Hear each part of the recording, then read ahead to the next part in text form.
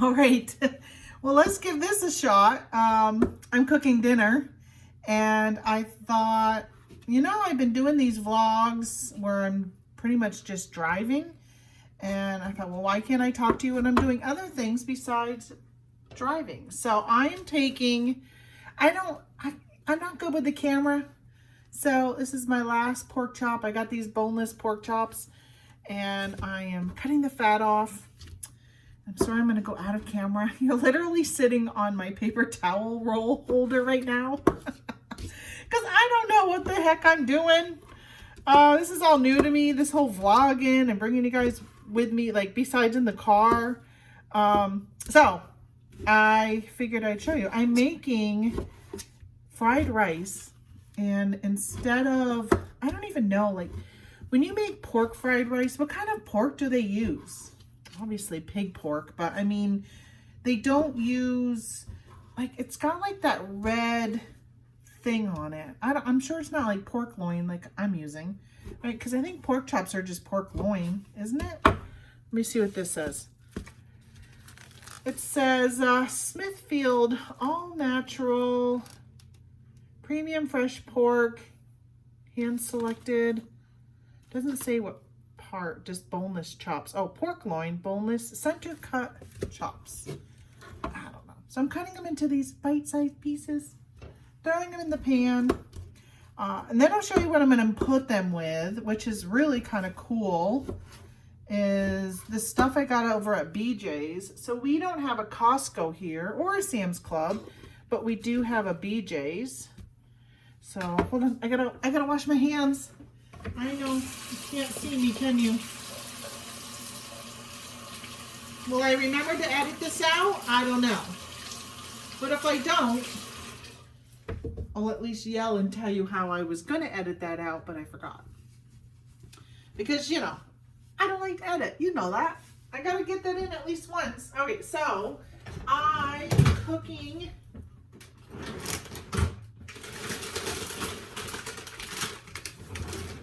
I'm going to show you what I'm having with it.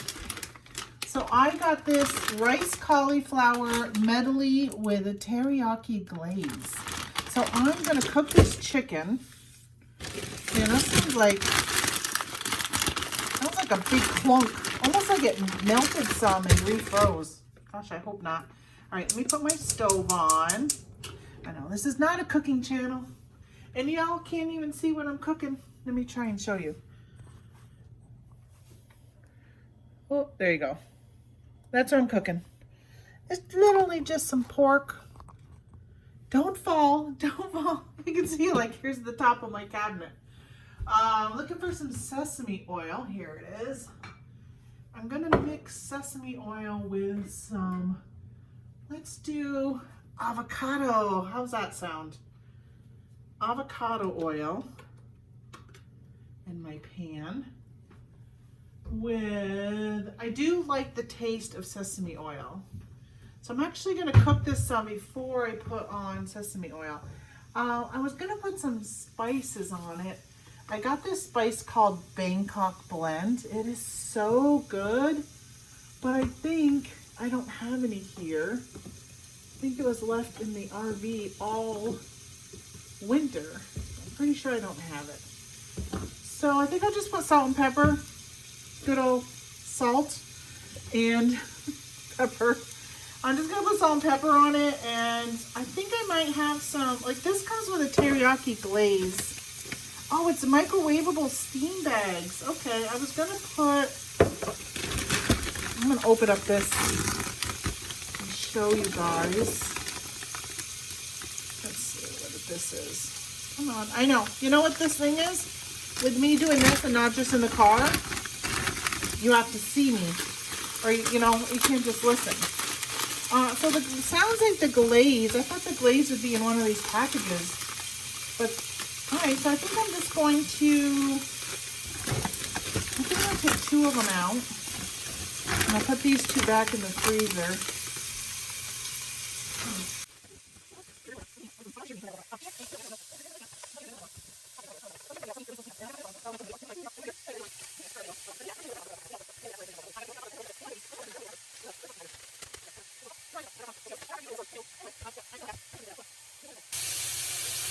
lot of times it says microwave this side up, but it doesn't say it.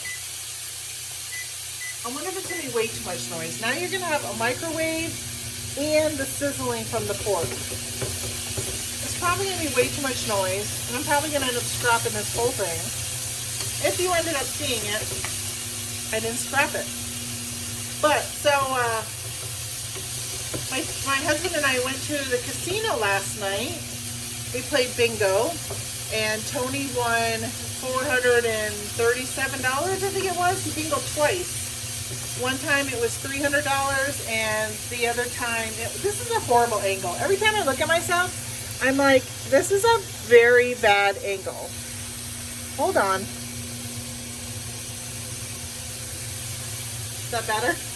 I need to like back it up. Backing you up. Alright, so, what was I saying? Tony won bingo. So he bingoed one time and won 300. Well, actually he won 137 first and then he won 300. I'm like, my gosh, I waited. It was crowded last night, but we had a hotel room at the casino. I get a free room, and we've been trying to do that every week.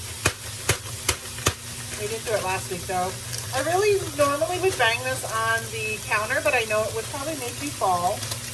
And it's probably already making way too much noise just banging it anyhow.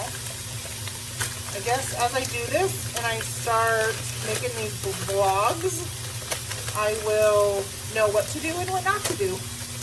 I wanted to see, I think I have some teriyaki. I want to put a little bit of my sesame oil in here. I haven't put that in yet. I do like the taste. I'm going to use my cap as a measuring. Yeah. All you need is a very small amount of sesame oil. This flavor goes a long way. Oh yeah, I can smell it. Oh my gosh, if you guys could smell this, it smells so good. It smells delicious. All right, I think this is done. You know what I'm going to do? That was really fast. I still got 2 minutes. I think I'm just going to open this one and pour it in. And just let it cook in the... Yeah, there you go. So we have a Pit Boss. It's like a Blackstone griddle, but it's made by Pit Boss.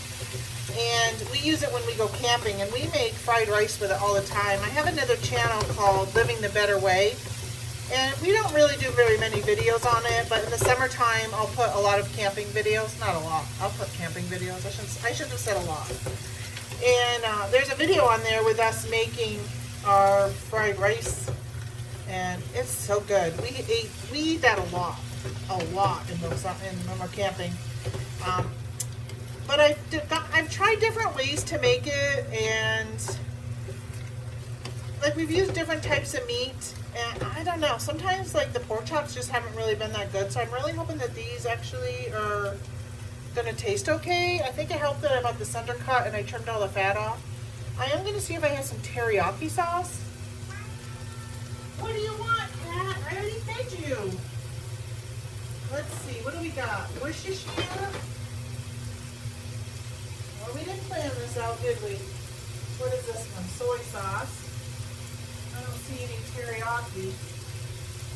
No teriyaki! I don't want to do Worcestershire. What is this? Hoisin, I think? Hoisin sauce. I don't want to do soy sauce. It's too salty. Yeah, definitely gonna have to do some editing. Worcestershire. Oh, that's barbecue. Hoisin. Oyster sauce. Coconut aminos.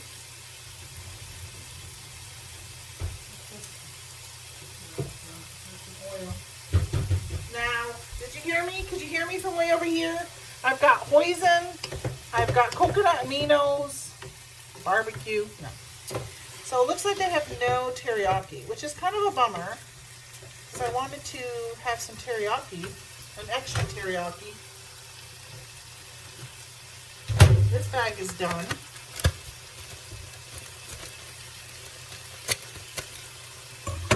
think I'll probably just cook this, cover it, and then I'm going to go run to Walmart and pick up my groceries.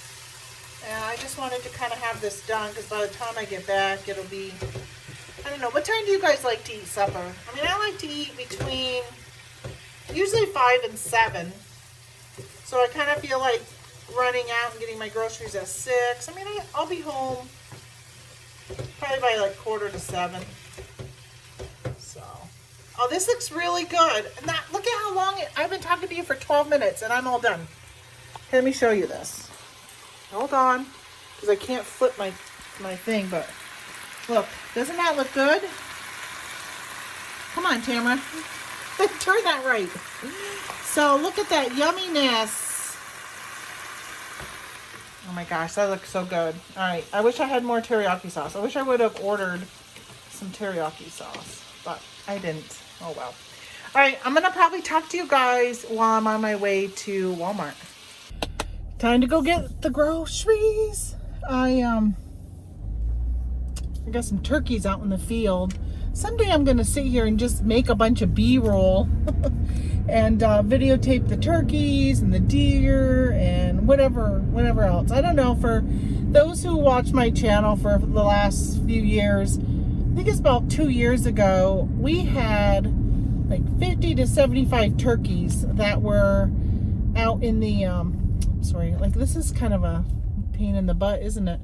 That were in my backyard. And they hung out there for like a month. They were there every single day. And then on May 1st, it is turkey season. It was almost like they knew May 1st and they just disappeared. It was really funny. My husband and my brother-in-law, they're big hunters. And so they'll go out and hunt them, but all of a sudden they were gone. It's like they knew today's the day I need to go hide so you can't find me. Because we had some really big tom turkeys in the backyard.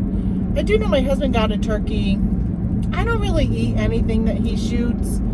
And I know we have a turkey in our freezer from, I don't know, maybe it was last spring maybe. I don't know. And I'm always telling him, like, why don't you just cook it, smoke it, throw it in the smoker or something like that, because he likes to smoke everything.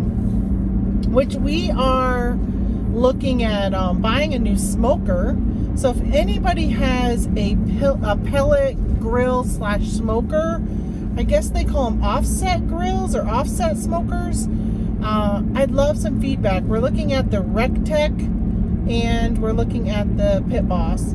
I've been really happy with the items that we own from Pit Boss. Like I was just talking about the Pit Boss grill, or griddle, I guess it is.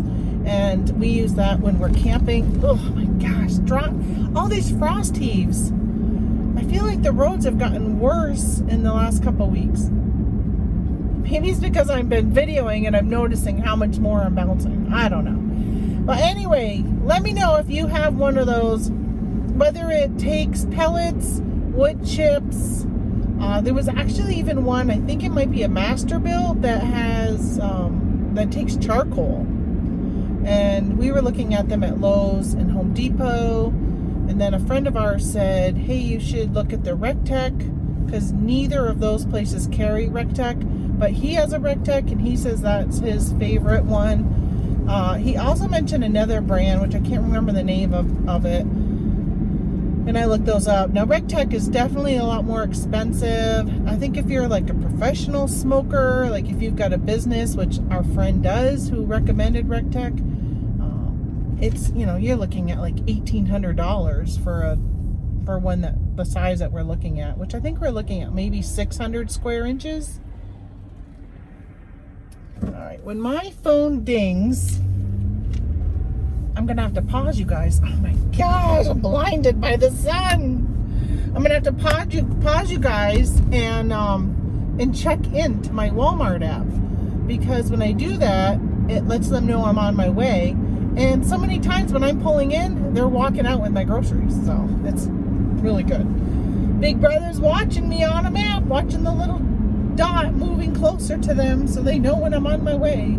One time I went there and I was a little bit early, and so my pickup time is between 6 and 7, and a lot of times I don't even leave until they tell me my order is ready, because sometimes it's delayed, not very often, maybe like 5% of the time. But one time I went and I said, well, I need to get some stuff that I forgot to put on the list. Like right now I need some teriyaki sauce, but we're going to go without it. And I ended up running into the store, but I had checked in on my way.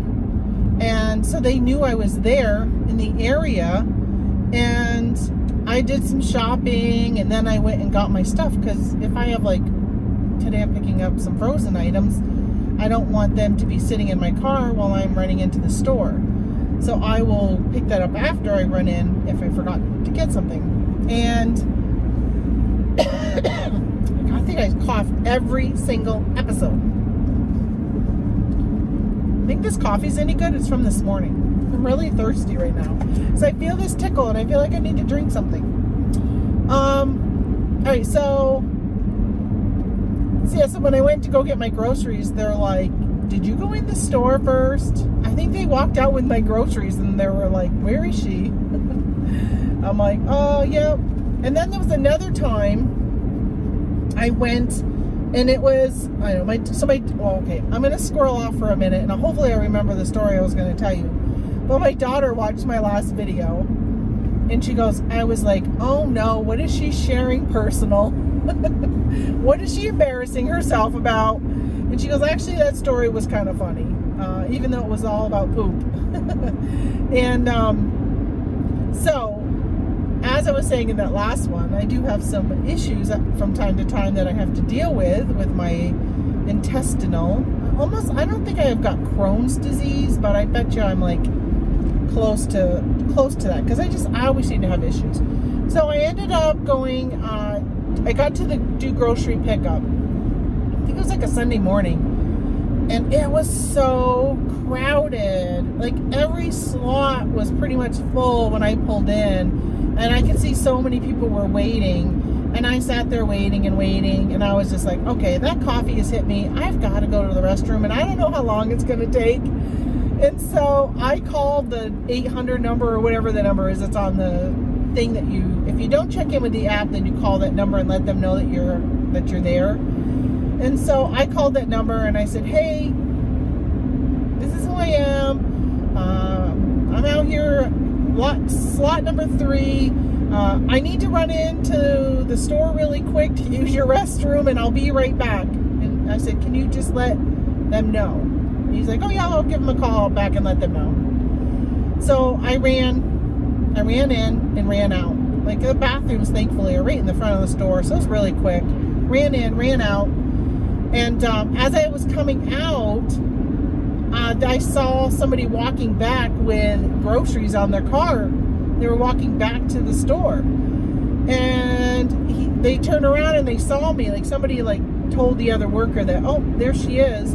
So he turned around and came back. I said, I'm sorry, I called and let them know. I was going to let you know when I was back, but I had to run in and use your bathroom. And he's like, oh, no problem, but they never called us to tell us that you were running in. And I'm like, well, I almost took my car and left that area, and I'm glad I ended up leaving my car by itself so they could just see that I wasn't there, rather than like I left. So there's another story with me in bathrooms. Right? Somebody left a comment saying on my last video saying it sounds like the Trash to Cash podcast, because they always have talk about pooping. Hey, listen, we all do it. I remember going to the library and getting a book about how everybody pees and poops or whatever when I was trying to potty train my children. I got one of those books from the library to let them know we all do it, so how about you do it on a toilet instead of in your pants? So it was a good time last night at the casino. I didn't do really well. So with Tony's winnings and stuff, I think we probably broke even when we came home. I still had some cash in my purse that I didn't end up using everything that I brought. I just wasn't feeling it. And I think it was around 10 o'clock at night. I said, I'm just going to go back up to the room, watch TV.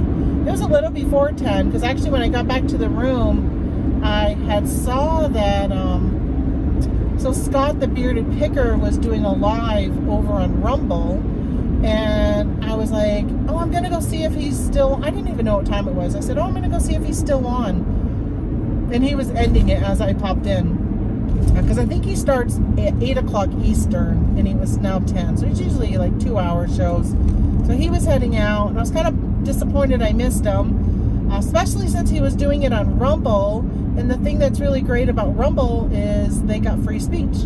And, you know, as long as you're not like threatening somebody or doing anything illegal, that kind of thing. But it's a lot better than YouTube, because here on YouTube, they're very particular, very liberal leaning, and they like to shut down anybody who disagrees with the socialist agenda, pretty much. I've never gotten a strike, except for one time when I went to a thrift store. I did get a strike for having music in the background. I don't even think I was monetized at that time, and they pretty much just said, hey, you're not going to get any money from this video. And I'm like, I don't get money anyhow, so who cares? And honestly, I think last time I looked, I was getting like $5. I got $5 a month, which I think after 12 months is $60, and I don't even think that's enough for a payout. So like for a whole year, I still wouldn't earn enough for a payout. Yeah, I don't get much. I think a lot of people think there are some YouTubers obviously that make some really good money, and if you really wanted to make YouTube your full-time, like, you could do it, but you've got to have the personality, you've got to have the right content, all of that kind of stuff. And I think it's really hard with the reselling to do YouTube big enough to have it be a good financial stream and be able to do reselling really big. Because I know, like, Harry Tornado and stuff. I was talking about Trash to Cash, and they were doing who was it, Reezy. They interviewed him, and he was saying how he hasn't been really reselling lately. He's been focusing a lot on YouTube and kind of like coaching and mentoring people. And I think that it gets to a point where it's hard to do all of it. And to be a really good reseller, making good money, and then to also be a good YouTuber. It's just tough. Editing videos and all that. That takes too much time. And yeah, I don't want to do that. Nor do I actually really want to be. I've come to the conclusion, Tony and I were talking yesterday about my reselling, and I said, I think I'm going to give up Amazon. I think I'm going to go ahead and turn off my business Amazon account. I really haven't been doing much. I got a few things there right now, FBA. I just don't really sell enough. I think I'm selling maybe 4 or 5 items a month. It's just not worth paying $40. I'm better off paying $1 an item. And he goes, well, we should take out that shelf that we put in the Jeep, because that in the back of our Jeep Wrangler, he put a shelf in, and it makes it so we could put totes on the top for sourcing, and then some totes on the bottom for sourcing. And then, you know, his whole thing was, hey, when we go off, before we got the RV, he goes, when we go off roading with the Jeep, when we go to travel and go around the country, because we've gone to like all the way to Utah and stuff with the Jeep for Jeeping. We've gone all the way to California with the Jeep. But he says his whole thing was, let's go and we could do it, and you could buy stuff, and we could source on the road, and then we can ship it from the road and all this other stuff. And I wasn't really sure if I really wanted to do that. I feel like 2021 really changed how I focused on my reselling, and with Amazon, the way I was sourcing for Amazon just really took a big turn, because I was doing a lot of clearancing and all that kind of stuff beforehand, chasing the hot item in 2020. My sales were awesome in 2020 because everybody was home shopping, and I was just able to go through stuff that I've had on hand for a while, plus be able to go and source things that people needed. And so I ended up, and 2021 came, and the way I was sourcing just wasn't the same, and it made it hard for me gotta change lanes here. It made it hard for me because then we bought the RV and we started to travel and we just started to do a lot more things where I didn't want to, like, I would have had to change my whole business model, and I wasn't really sure I wanted to do, like, I didn't want to do private label. I didn't want to really get into wholesale. It didn't seem fun to me. And for me, my reselling is just more fun, because Tony even said to me today, he goes, well, why don't you just stop reselling? He goes, we can get our basement back. And I said, but then what do I do with my time? And that's really, for me, the big thing is, like, he's been doing maple sugaring, and he doesn't need to maple sugar. We don't need that as an income source, but he finds it fun. It gives him something to do, and I was all for it, giving him something to do, but now it's actually costing us a lot of money. Like today they filled up our propane tank and it was $228. And I'm like, man, it's costing us a lot of money to produce this syrup that is really not bringing in any income. So I ended up telling him that, I still want to resell, but I want to do it, like, I just really want to do eBay. And I said, last year we talked about my income was going to go down because I wasn't going to be selling full-time all the time, 12 months. We were really just going to be from October to like April. And then in the summer, we're going to be traveling. And I said, if we're okay with my income only being like $25,000, $30,000 a year, then let's just stick with that. Let's just stick with that type of thing, focusing on Q4 and Q1, and Q2 and Q3, we're out traveling and having a good time. And I get to source those times of the year because it's garage sale season, and I love going to garage sales, the thrill of the hunt. So I just need to be really focused on what I'm looking for. Again, I mentioned the Trash to Cash podcast this last week. Dave was talking about, he's got this death pile and he wants to get through it, and his storage unit, he's got like a storage container, and they were saying how he needs to set a minimum, like I'm only going to list something if it's going to sell for this amount, because he's been selling some things for like $4, and he goes, well, I think I'm just going to do $15 and above. And then I think Kevin said, why don't you do $20? And if it's less than that, you can donate it. Or he was talking about just doing some whatnots and clearing stuff out. And of course, Tony's like, hey, let's do whatnot, because he's helped me with whatnot in the past. But I said, I don't have a following like they do. I mean, they do a show and they can get like 100 people in them. I do a show and I'm lucky if I have 4 people. So it's really not worth it for me to put myself on whatnot. But I'm all for probably going through my stuff and deciding what to list, and maybe donating some. Although today I've been listing all right, ready for this? I've been listing the attic treasures. So not the Ty Beanie Babies, but Ty made a line of attic treasures. My mom had a whole box of them, and I thought, they're so easy to list, they're easy to take a picture of, easy to list, and easy to ship. So I went ahead and took, about 300 pictures today, and I'm in the process of listing those. I think about halfway done them. Most of them are only going to sell for maybe $10, if at all. They may not sell at all.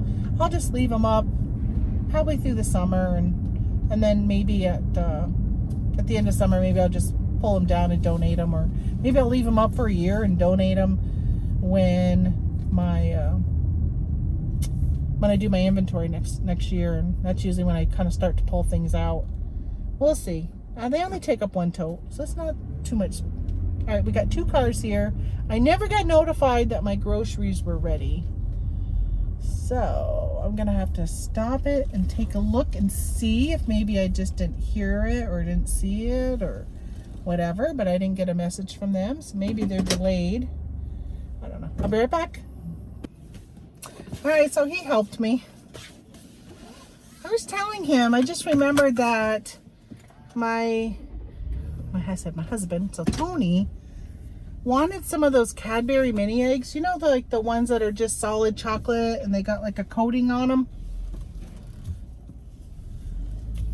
All right, I'm waiting for you to say yes or no that you remember. But ignore. I don't know. Did you guys just hiccup right there? Because I had a thing pop up on my screen. Well, he wanted some of those little Cadbury mini eggs, and I went to order some for pickup, and they didn't have any. All they had was 1.5 ounce packages of them for 98 cents, but they didn't have like a bag of them. And I thought, that's really weird. I wonder how come they didn't have them.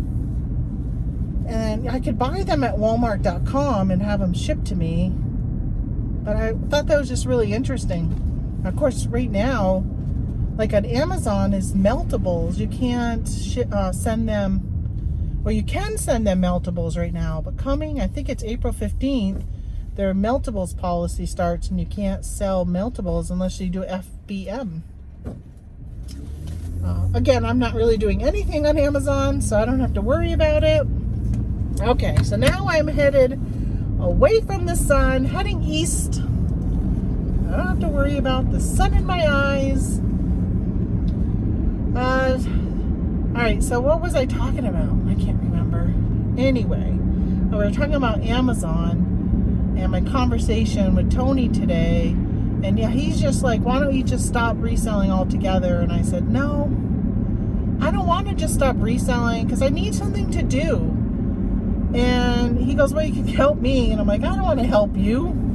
I mean, I really enjoy the thrill of the hunt, but I just feel like I wouldn't enjoy, so let me just go back to say that in January, I really thought my focus was going to change, and I was going to create a brand on Amazon, trademark it, start doing bundles in the niche of like stationery and that kind of stuff that I really enjoy. And after doing some research, I was just like, this is too much work. I don't want to do this. This is not fun. It was not fun trying to find wholesalers and then thinking about bundles. And I got some stuff in and I listed them. And I'm like, I don't really like my pictures. I put them up on eBay. And I was like, I just didn't think the pictures were good enough for Amazon. I want it, if I'm going to do it, I want it to look professional. And so I was even telling Tony today, like, this is my frustration. I'm going to have to send my product to a professional photographer and have them, like, do a product photography. And I'm like, it's just turning into more than I really want to do. I don't want to do that. And thankfully, I don't have to. And if you're okay with me just making $25,000-$30,000 a year and only selling for 6 months a year, then I just would rather do what I did last year and do that again this year. I just really enjoyed myself last year. We went, every time we were camping, maybe not every time, but majority of the time we went camping, I would go, if it was a weekend, I would go out and do some type of sourcing. So I was going to garage sales, or I would hit up some thrift stores or something like that, depending on the area we were camping. Because a lot of times we don't camp right here near my home. And then I would bring it back and I would list. And you can see, if you look at my pictures from last summer, you can see either the picnic table as the background, or you can see my the table in the RV as the background. So I just kind of really want to keep doing that. And I already have some camping trips booked this year. One of them, we're going to be down at Cedar Point, which is down near Watertown, New York. And we did that last year in June and did some garage sailing during the weekend, and actually Thursday and Friday and Saturday, and had a really, really good time. Found some really good items. I found like a baseball mitt that I sold for over $100. I paid like $2 for. I found like a Guitar Hero, or one of those guitars that go to one of those systems, and sold that for some good money. And again, paid like $1 or $2. Like, it wasn't much at all. And so I enjoy that thrill of the hunt, of being able to find stuff like that and being able to list them and sell them. But I think I just need to say, okay, let's just set a price and only pick up stuff that I feel comfortable is going to sell for $25 or more, something like that. So I can still have the thrill of going and looking for stuff, but just I'm going to have to walk away from stuff more often and pass up those $15 and $18 items. And of course, Mom and I did a lot of garage sailing. I would bring her with me or be on FaceTime, and we would pick up stuff for our crafts or for like tier trays and stuff like that. And I think that would be hard this year, passing up those items, because I definitely don't need any more of that, because now that I've pretty much inherited all of Mom's stuff, all those little trinkety things, which when I was talking about Whatnot earlier, I'm thinking I might do a Whatnot show just selling off those items. So maybe like showing them, and I don't know if I would run them each, but really what I would prefer to do is like bundle them. If somebody wants 3 or 4 items, like put them into one bundle and run it, because it's gonna be hard to do that. I gotta figure out how I want to do it, because the thing is like most of them don't have a lot of value. So even selling them at $1 a piece, by the time you do the per transaction fees and all this other stuff and the shipping, it's going to be expensive. It's going to be expensive even buying them for $1 when you're looking at the shipping. But I saw, and I got to look into it, that Whatnot just came out with a thing where the sellers can ship on their own way. Like you don't have to use Whatnot shipping. So I don't know, I got to figure out how that's going to work, because I do know that there were times when somebody would get charged too much and I would be like, oh my gosh, they paid that much in shipping, but I knew it was only going to cost this much. Even though I wasn't paying for the shipping, Whatnot does it, but Whatnot provides you with a label. But you kind of know, if you've been doing this long enough, you know approximately how much it's going to cost to ship to certain areas of the United States at certain weights. And then there were times when I didn't put enough, and I was like, ooh, thank goodness Whatnot is covering this label. And because if I was doing it, I would have lost money because I didn't put in enough for a weight. And that's happened a lot. Actually, I think my last one that I did in like last September, Whatnot covered quite a bit of my shipping, because I did not calculate things correctly, because I wasn't weighing everything. And then because my one before that, when I did a show, I saw how much people had overpaid. If you bought something from me already and then you said, oh, I'm interested in that item, run it, I was purposely putting the weight lower so they wouldn't end up overpaying and shipping. And that ended up biting Whatnot in the butt, because it ended up costing them money. So I haven't really done Whatnot. I don't even know. Do you guys even go on Whatnot anymore? I really like the idea of it. I just feel like there's not a lot of buyers. I think with Whatnot, you just need to be very consistent. And I'm not good with consistency right now. I'm just more of what do I feel like doing today? Maybe even just this minute. Because sometimes I wake up in the morning thinking, oh, I'm good with this today. And yeah, that doesn't happen. I can change on a dime. I was just thinking. So I got my antidepressant. I'm hoping that will start making me feel better and maybe be a little more consistent, because it's not been good at all since my mother passed in January. But even prior to that, I have just been finding staying focused really tough since probably November. I feel like my energy has just been really not good. Tony and I we were doing a lot of really low carb. When did we start that? Beginning of October, I think. October was a pretty good month. I feel like I was really productive in October. So I'm not sure what changed in November. Because I guess our eating didn't really change much, because we started eating low carb in October, but by November, just my energy has just been really off. It's just been really wonky. I'm not sure what's going on with it, but I don't know. I'm hoping that being on this antidepressant now will help me kind of just maybe pick me up and give me a little bit more energy. I'm only on day 2, and I think it takes like 2 weeks. But today, honestly, has been a really good day. I need to knock on some wood somewhere because it's been a good day today. I don't think I've even cried at all today. So that is really good. It probably has helped that I've been really busy. And normally when I've been listing, lately I've been listing stuff that I took from my mom's house. And that has evoked emotions as I'm listing it. But I'm listing these added treasures. And I guess there's just not any, like, I'm not tied to them, or I don't know if she was tied to them. She loved collecting them. I remember when she was buying them all. She spent a lot of money on eBay buying those back in probably 93, 94, 95. She was buying those.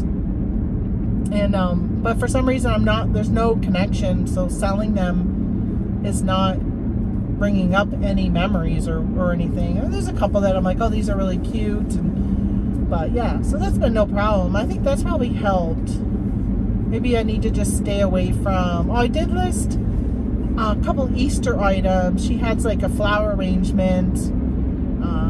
Yeah, you know what? I do remember at one point thinking to myself, like, oh, it's just sad that I'm selling these, but I don't need them. I already have one of those flower arrangements I sold. They're really cute, by the way, if you like flower arrangements. They're small. It's like a wooden box, and it's got these 2 bunnies in the bottom. If I think of it, I'll leave a link down in the description. And or just go to Tamara Lynn on eBay and look. And then there was another one that she made. It's a wooden box, same box, but she decorated it completely different. And she put fake carrots in it, and it's really cute. And there's a little sign that says carrots 5 cents, which I wrote that. That was for our craft fair we did last year. And we were going to do one this year too. And of course she passed, but my sister-in-law was going to do it with me. And it turned out that they're not going to do the craft fair this year because the girl that used to run it, she was doing it for, like, I don't know if it was the senior class or what, but her son graduated last year. And it seems nobody wanted to run it this year, so they're not doing the craft fair this year, which I was kind of bummed. I was going to bring all of Mom's craft stuff and try and sell it. Turns out there really wasn't as much craft stuff as I thought. Most of it was fall and winter. So if I decide to do something maybe in the fall, but that's only if I decide to get back into crafting. I think my buns just fell in the back. I had some grinder rolls, some hoagie rolls. I got them from the deli. I just heard them fall. I put them on the top so they wouldn't get squished. But I think I've mentioned to you guys before that I'm just having a hard time crafting. It's been emotional, so I've decided not to do it for now.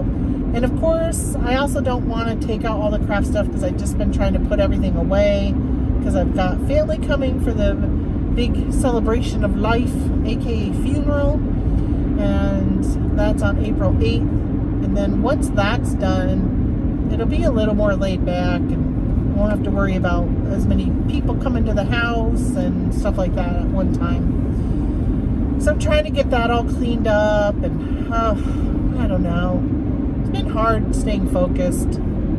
Like I said, my brain, I've been all over the place. As you probably can tell when I do these travel time, I kind of talk all over the place. But oh well. It was nice taking pictures today. So Tony came in and he said something to me, and I said, I just took almost 300 photos. He goes, what? He goes, when did you do that? He looks around the living room. And I said, no, downstairs. When we got home, I went down. We got home from the casino.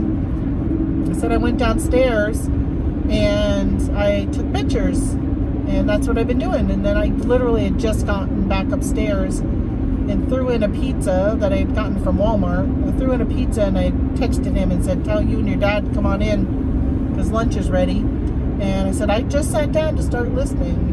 And I don't know. I just got done watching, I was watching Perfect Match on Netflix. It's a reality TV show about these couples that are from other reality TV shows. And then they're on this show to try and find they're a perfect match.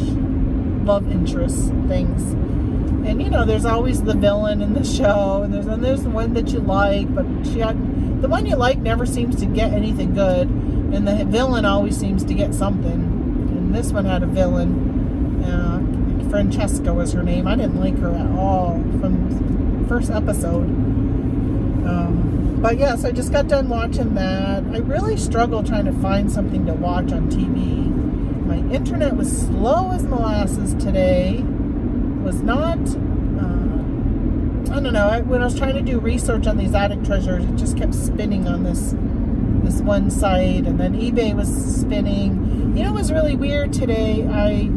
When I submitted it to eBay, it popped up like, you know, when you're listing, I list on my computer, and the new listing form, which I don't like. I still don't like it. And I clicked on the picture and I edit them. I always make them a little bit brighter. For some reason, even though my light box has got so much light, there must be a setting on my phone that filters out that light, so my pictures are still somewhat dark. And so I always have to add more light to my pictures. So I edit, and then when you're all done, you have to say done, and it goes back to your listing page. Well, for some reason today, when I submit the listing, when the listing is all set and all done, I say submit, it pops up with that page like I'm editing the photo, and then I say done, and it goes to the you've listed your page. You know, the after you list it, it brings you to a page saying, oh, your item's now listed, you can view it, sell similar, or whatever. And so I was doing that, and that happened like, I don't know, 4 or 5 times. I'm like, why does it keep going to that photo thing? Like, there's some glitch going on in that. I don't know what that was all about. Who knows? There's glitches all the time. All the time with eBay. And, you know, when you belong to those eBay groups, you see people posting glitches that they're finding that you're not finding because you're not doing what they're doing. I feel a sneeze coming on. I don't want to sneeze on camera. Go away, sneeze. I can feel it building. All right, I think it went away. Yeah, so there's been so many glitches. It has been just crazy, the amount of glitches that have been happening on eBay. And now one of the big things is if you sell on that eBay standard, international standard, whatever it's called, the new GSP, did you know that if you sell just one item, this is from what I understand, if you sell just one item through that program, all your items go through that program. So if you sell printer cartridge ink, somebody was selling teeth whitener strips, you know, like Crest white strips. In some countries, like in the UK or whatever, I don't even know which country it is, but in some of those countries, those you have to have a prescription for those Crest white strips that we can go buy over the counter. Well, so they were getting like messages from eBay saying you can't list this and taking their listing down. It was saying that it was you needed a prescription. It was a pharmaceutical, and they're like, it's not a pharmaceutical. It's Crest white strips. You can buy that over the counter. You don't need a prescription for those. So they thought it was just some bot. Well, it turns out that because even though they didn't have international shipping on that item, when you have international shipping through the eBay thing on any item in your store, it automatically puts it on all your items. So that's why they were getting it. But I ended up, I ship international, and there's some items that I know I can't ship international, and I don't put that on. But I don't think I have eBay's international selected for any of my stuff. I always choose first class package international because I ship through Pirate Ship. I don't ship through eBay, even though, it's obviously a really good option for somebody if you're not doing any international. I would at least go through eBay. But for me, it is so simple. There are so many people who are so afraid of selling international, and I'm like, it's really no different. It takes there's some deer. What do we got? 1, 2? Just 2 of them. can't wait. In another couple months, we'll see babies. But with the eBay International, you print your normal domestic label and you ship it to their hub, and they do all the custom form. But a custom form is so simple. You literally put, what did you sell? You know, a stuffed animal or plush, like whatever. And then how many, how much was it? That's it. Like, send it. It's like so simple. I don't understand why so many people are against international shipping. I really don't have any issues with it. You know, I mean, I've had that one issue with the Philippines. I'm talking to you like you know what I'm talking about, because some of you were there on one of my mornings when I was packaging it, and I was questioning shipping it because somebody had bought like 4 packages of gummy bears or something, Sour Patch Kids, I think is what it was, and yeah, they ended up being a scam, and I thought eBay would protect me, but they ended up never getting the package. Ended up coming back to me, and I gave them to my kids, so they ate them. But I lost.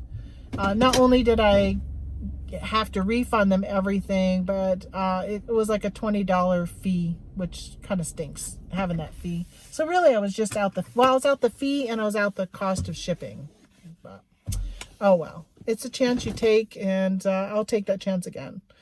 But all right, I'm home. I'm gonna let you go so I can bring in my groceries and go eat that food that I cooked a little while ago. Probably rewarm that up, and I don't know. Maybe I'll go for a walk if I got a little bit of time before it gets dark. Alrighty, see you guys later. Bye.